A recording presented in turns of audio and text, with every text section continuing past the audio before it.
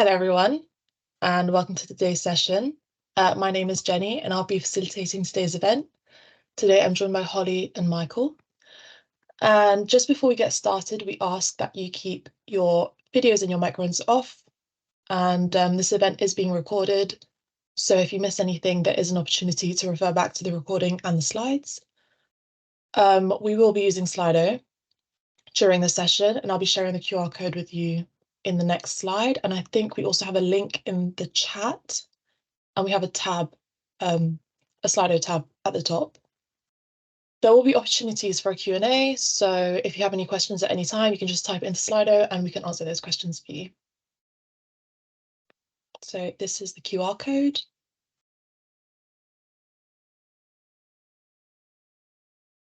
So all you need to do is scan it, add your name, and you can access the Q&A.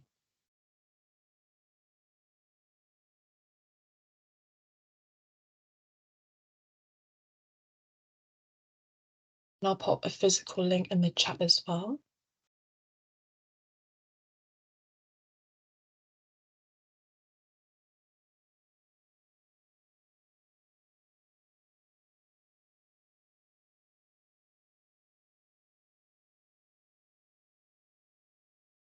And I think we'll get started.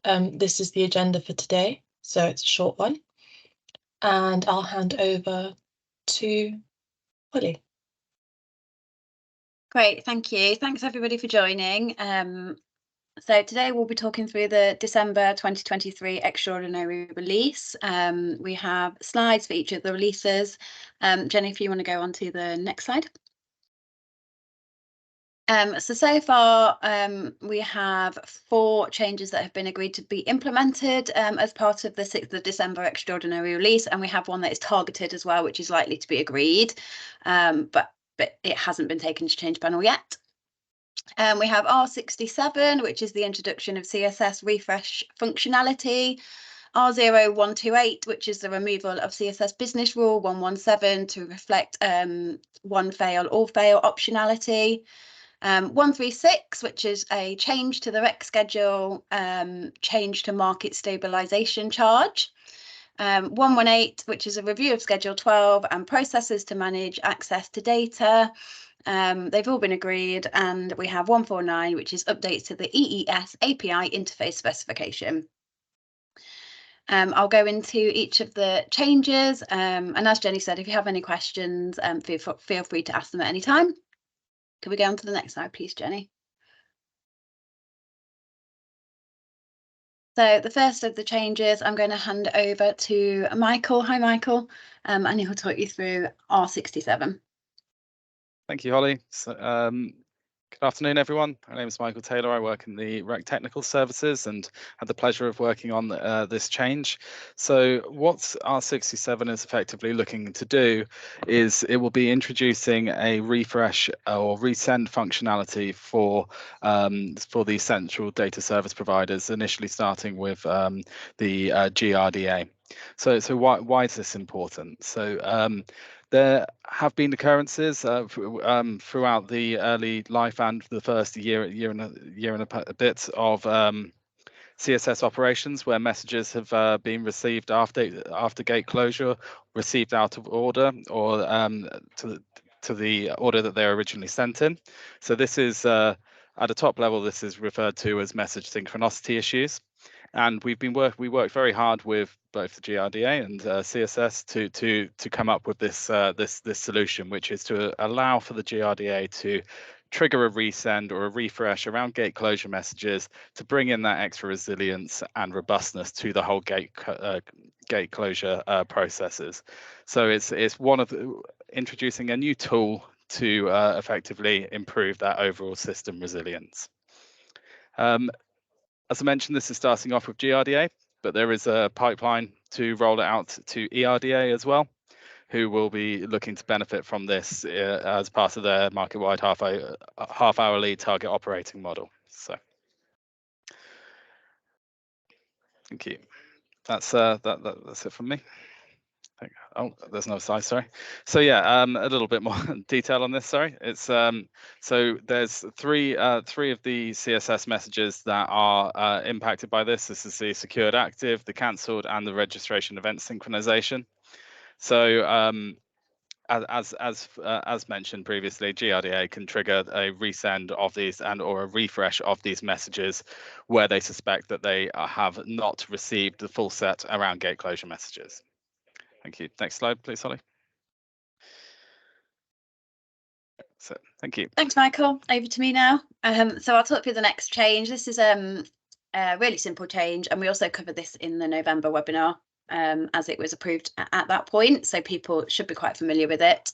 R128, which is removal of CSS Business Rule 117 to reflect the one fail, all fail optionality. So it's going to remove that Business Rule 117 from the Central Switching Service Message Business Data Validation rules, and those mandate that all suppliers have a one fail, all fail reference included in their switching operational data record in CSS. That wasn't actually the intended design, so the switching operator has scheduled an update to the functionality to meet the design, and this is just making the changes to the rec data specification to reflect that updated functionality. Parties impacted by this particular change will just be the rec code manager. The products is the data specification, and specifically the CSS message business data validation rules, and it will be implemented in full on the 6th of December. If we move on to the next change, this is R136, and this is a change to the rec schedule market stabilisation charge. And this is going to deliver two changes to that particular schedule. So the first one is going to update the statement timescale in Schedule 22 to make sure that it's appropriately aligned within the statement schedule. So currently, at the minute, it says that 10 working days after the end of each MSC 4-week cycle, RECO shall send each energy supplier a statement, and that contradicts the 15 days set out in the process map shared with parties. So we're updating the schedule so they're both aligned. And then the second change is going to update the dispute section, which is section 7 of Schedule 22.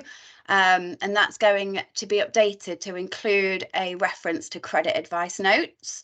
So we've had some suppliers querying how they may raise a dispute when they believe they are not entitled to the money stated. And the process isn't set out in that schedule, so that will be updated. Parties impacted will be energy suppliers. It's Schedule 22, and that's the only schedule that will be updated as part of this change. And again, it's been approved to be implemented in full on the 6th of December. 118. So this is a review of Schedule 12 and processes to manage access to data. So RECO has identified an opportunity for consumers to benefit from improved product and service offerings through an open first culture. Further work is being done on that. RECO has a paper called the Open Data Review, which you can go away and have a look at. The link is in these slides, and we will share the slides after this webinar, and they'll be uploaded to the portal. So if you want to read more about that, please go and have a look.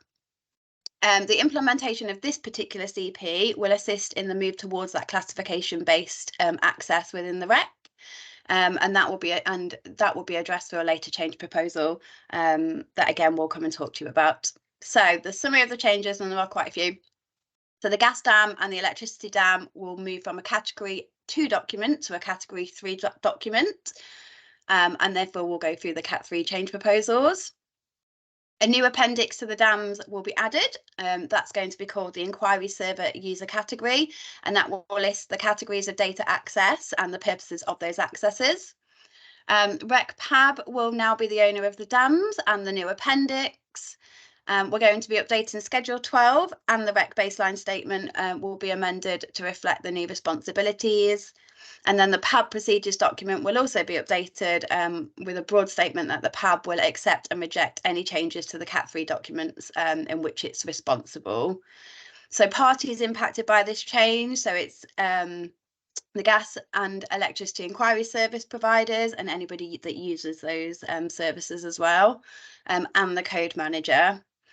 The products that are going to be impacted are Schedule 12, data access, the gas and the electricity dam, and the PAB procedures. And this change has been approved for implementation in full on the 6th of December. Thank you, Jenny. And then the final one is R0149, which is updates to the EES API interface specification. So the EES provider made some alterations to the EES API interface specification, and that was to incorporate new data items that support market-wide half-hourly settlement stage 0. And they also made some housekeeping changes as well. So we are just updating the document to reflect that. Without that updated technical specification, EES API users will not be able to utilize the new data items. Parties impacted: EES API users and the EES provider. The product will be the EES API interface specification, and it's targeting an implementation date in full on the 6th of December. I have included a summary of the impacted products and what's going to be impacted within each of those products. I'm not going to go into all of the detail now, but again, these slides will be shared with you, and you can go away and have a look at that. But that is detailed there, what's changing in each of the schedules and exactly where they're changing as well. So some of you might find that useful. Post-implementation support, if you could go on to the next slide, please, Jenny. So if you need any support relating to the release, you can raise a service desk inquiry, or you can email us at inquiries@recmanager.co.uk. You can contact your operational account manager as well, and they'll be happy to help. If it's a technical issue to do with the gas inquiry service portal, you can contact ExoServe directly. If it's anything to do with EES, you can contact CNC, and their email is there as well. If you need any other help, you can use the switching service management system to get help and support with any technical queries relating to switching. And the links and the emails are within the slide deck, and we'll send that out as well. So I'm going to stop there and see if there's any questions. Jenny, over to you. Thank you, Holly. I see Kelly has her hand up. Hi, Kelly. Hi, apologies. I tried to use Slido, but I had far too many characters, so it wouldn't allow me to submit it. That's fine, don't worry. It's not actually about the December release, it's about the February release next year. I just wanted to highlight it and bring it to your attention. Obviously, due to the leap year, we've noticed that there's a week between the REC and the BSc, and potentially other codes. And obviously, if there was a cross-code consequential change, there could be a misalignment. I'm not sure if there are any that are going to be affected for that release at the minute, but I just really wanted to highlight it and bring it to your attention, and really just to see if there's any actions that could be mitigated, to be taken, that could be mitigated to this scenario, if that makes sense. Yeah, thanks, Kelly. Otherwise, that then. No, that's fine. I actually have a call with the BSc after this to talk about that particular topic. So yeah, there is a week between them. We will review and have a look to see if there are any that are targeting that cross code that will have an impact. But we'll discuss it further and let everybody know what we're going to do. But yeah, you're right. It does need to be looked at. Okay, thank you. Thanks. Thank you. Are there any other questions at this time? You can type them into Slido and they'll pop up on the screen now. Will guidance be issued on the new process for R118? If so, when will this be issued and where will it be found? Thanks. Yes, I don't know if you want to jump in, Elise. Yeah, so what we're looking at the moment is to see what guidance is already available. So what 118 will do, it doesn't change that initial way that you apply for data access. So that will still be through the applications route, through the party operations on the portal. It just does change that end part, which is very much sort of the category 3 process and being able to then reflect any changes to the dams within the rec. So just checking to see if there will be any changes actually needed at this stage, because I don't think there's much change to what it is now in that interaction. But if we do find that there is changes, we will absolutely be getting some more guidance, and I'm not sure where it will be found at this stage, but we will reach out and let you know and make sure that goes into a bulletin or anything once we're ready to have that. But yeah, it's definitely on our radars to look at and see what we need to do. Thank you. Thanks, Elise. Thank you, Elise. Are there any other questions at this time? No, if anybody does have any questions that they think of afterwards, or something pops into your head, do get in touch with us. You can email us, me directly, or you can go through the service desk. I did just want to add on the end of here as well, we will be sending communications out closer to the time. We're also going to be releasing a podcast as well. So if you do want to listen to anything back, it will all be in the podcast.